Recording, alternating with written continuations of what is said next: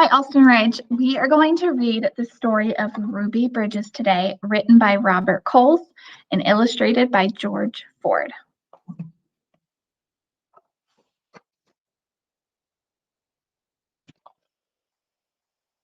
The story of Ruby Bridges. Our Ruby all taught us a lot. She became someone who helped change our country. She was part of history, just like generals and presidents are part of history. They're leaders, and so was Ruby. She led us away from hate, and she led us nearer to knowing each other, the white folks and the black folks, Ruby's mother. So that was our dedication page. Ruby Bridges was born in a small cabin near Tylertown, Mississippi. We were very poor, very, very poor, Ruby said. My daddy worked picking crops. We just barely got by. There were times when we didn't have much to eat. The people who owned the land were bringing in machines to pick the crops. So my daddy lost his job, and that's when he had to move, when we had to move. I remember us leaving. I was 4, I think. In 1957, the family moved to New Orleans. Ruby's father became a janitor.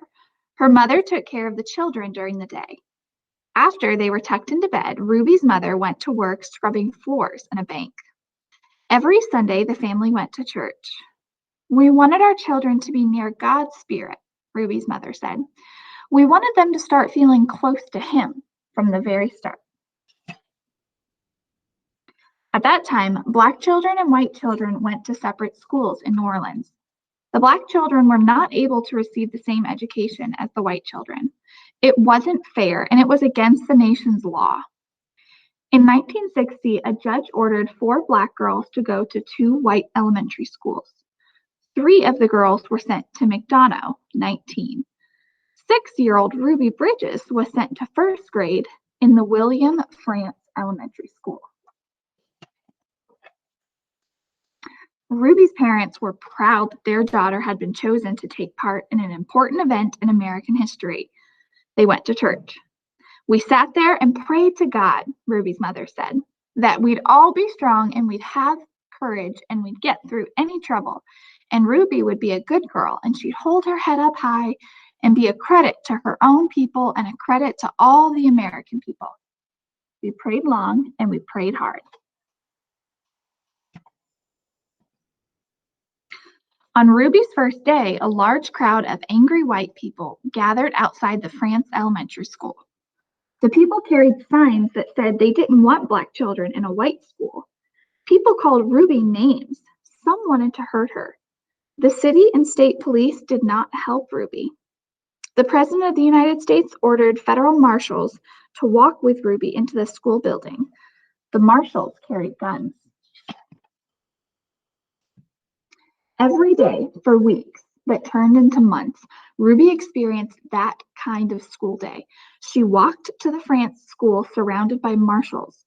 Wearing a clean dress and a bow in her hair and carrying her lunch pail, Ruby walked slowly for the first few blocks.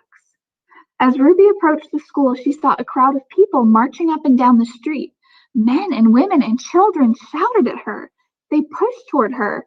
The marshals kept them from Ruby by threatening to arrest them. Ruby would hurry through the crowd and not say a word. The white people in the neighborhood would not send their children to school. When Ruby got inside the building, she was all alone except for her teacher, Mrs. Henry. There were no other children to keep Ruby company, to play with and learn with, to eat lunch with. But every day, Ruby went into the classroom with a big smile on her face, ready to get down to the business of learning. She was polite and she worked well at her desk, Mrs. Henry said.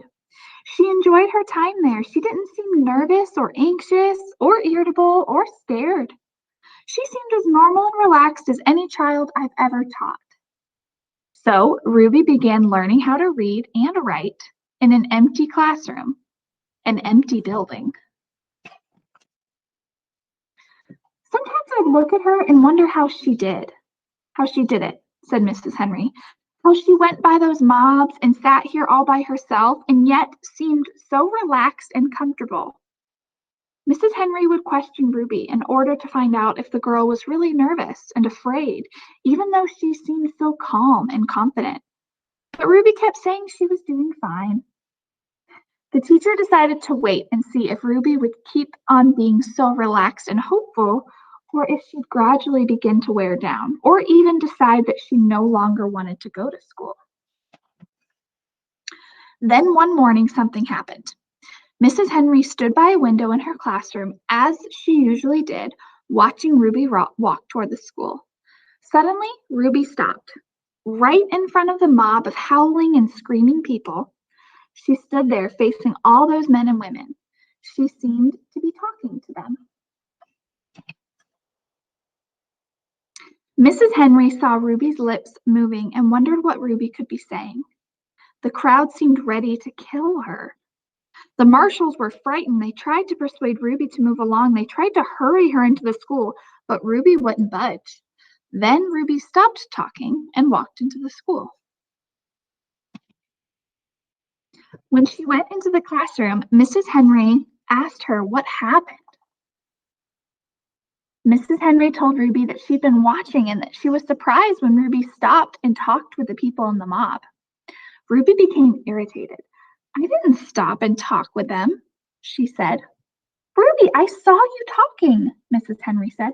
"I saw your lips moving." "I wasn't talking," said Ruby. I was praying for them." Every morning, Ruby had stopped a few blocks away from school to say a prayer for the people who hated her. This morning, she forgot until she was already in the middle of the angry mob. When school was over for the day, Ruby hurried through the mob as usual. After she walked a few blocks and the crowd was behind her, Ruby said the prayer she repeated twice a day, before and after school. "Please, God, try to forgive those people, because even if they say those bad things, they don't know what they're doing. So you could forgive them, just like you did those folks a long time ago, when they said terrible things about you." The end. Thanks for reading with me.